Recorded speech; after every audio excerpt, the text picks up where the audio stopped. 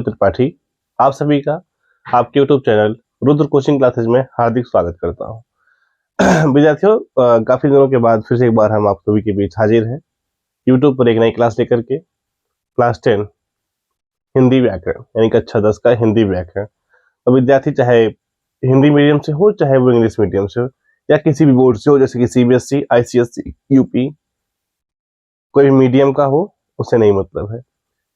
और ये वैसे ही विद्यार्थी भी इस क्लास के साथ जुड़ सकते हैं जो वनडे एग्जाम की प्रिपरेशन भी कर रहे हैं, या उसके नीचे भी जैसे आपके हाई स्कूल के विद्यार्थी, 9th 10th 11th 12 इन सब के विद्यार्थी इस वीडियो के माध्यम से जुड़ सकते हैं। तो काफी दिनों के बाद फिर से हम एक क्लास लेके आए हैं और फाइनली अब ऐसा है कि ये क्लास कंटिन्यू चलेगी डे बाय डे।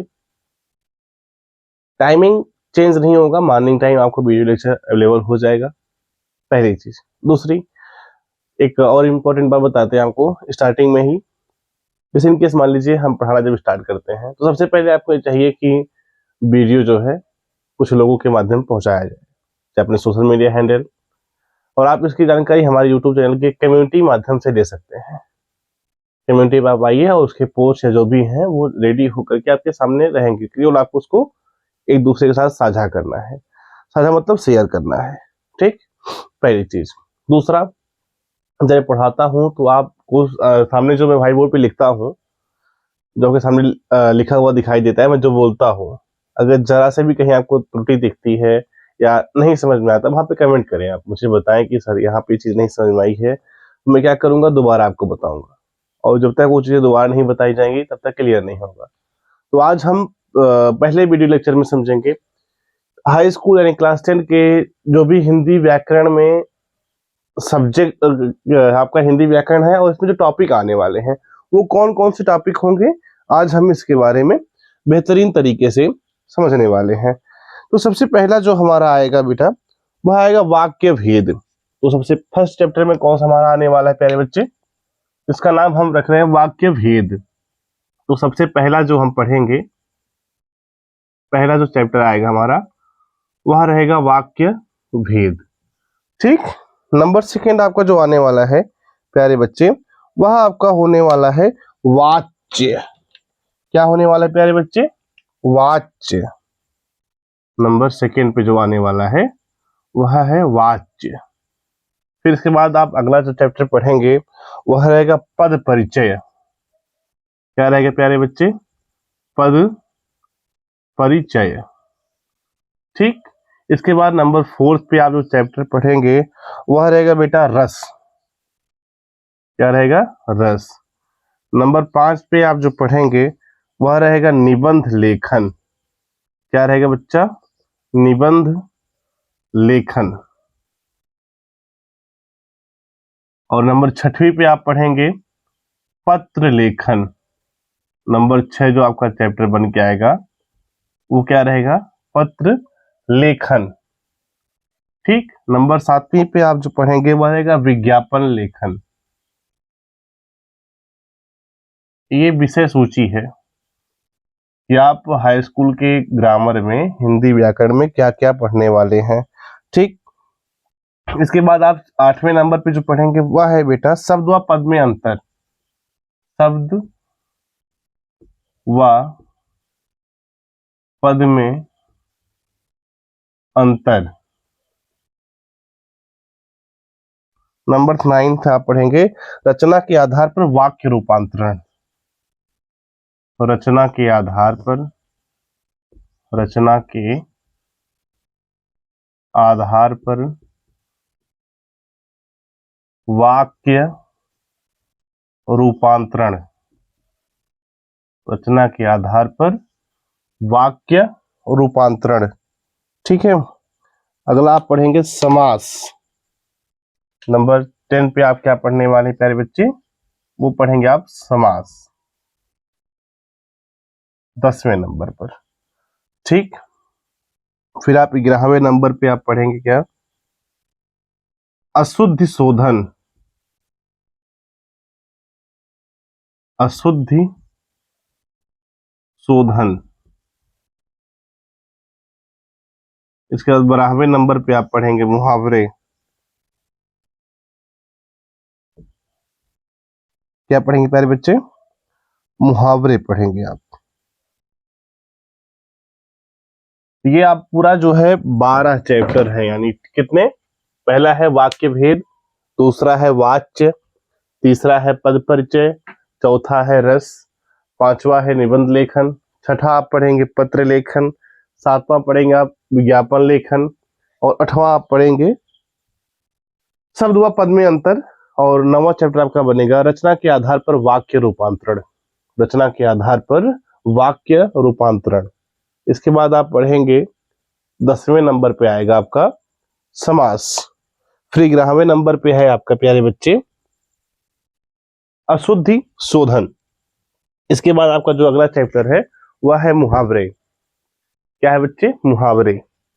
ये आपके चैप्टर हो गए जिनके बारे में विशेषतः हम अब अगले दिन से पढ़ना स्टार्ट होगा।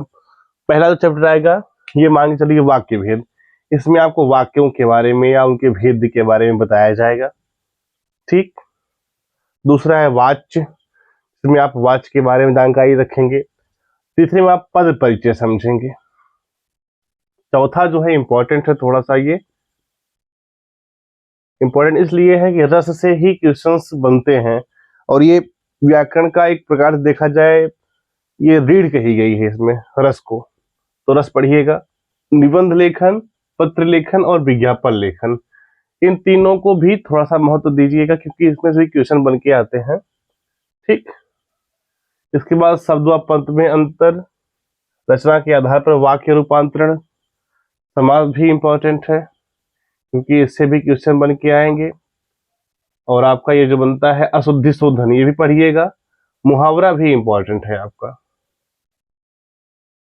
क्योंकि ये जो आपके बोर्ड के एग्जाम होते हैं इनमें रस और मुहावरे को ज्यादा महत्व दिया गया, क्योंकि इसी पर ही विशेष ध्यान देना है। ये जो क्वेश्चन बन के आते हैं लगभग मान के चले इनके जो मार्क्स बनते हैं वो एक एक क्वेश्चन के 4 मार्क यानी 4 अंकों के प्रश्न बन जाते हैं। फिर आपको जैसे निबंध लेखन हो गया, पत्र लेखन हो गया, विज्ञापन लेखन हो गया, इसके भी बनते हैं क्वेश्चन, इसके भी बनते हैं।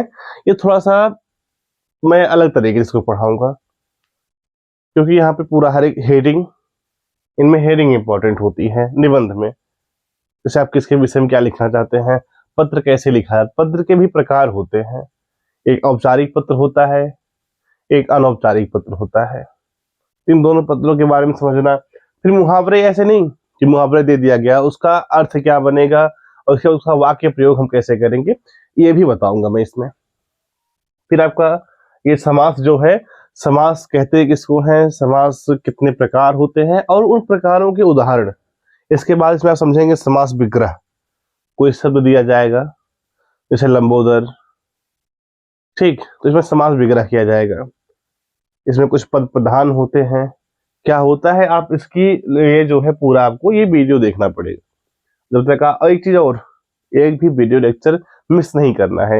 यदि आप मिस करेंगे तो समझ लीजिए आपके लिए जो एक सीक्वेंस बनेगा, एक लाइन बनेगी, वह बिगड़ती चली जाएगी।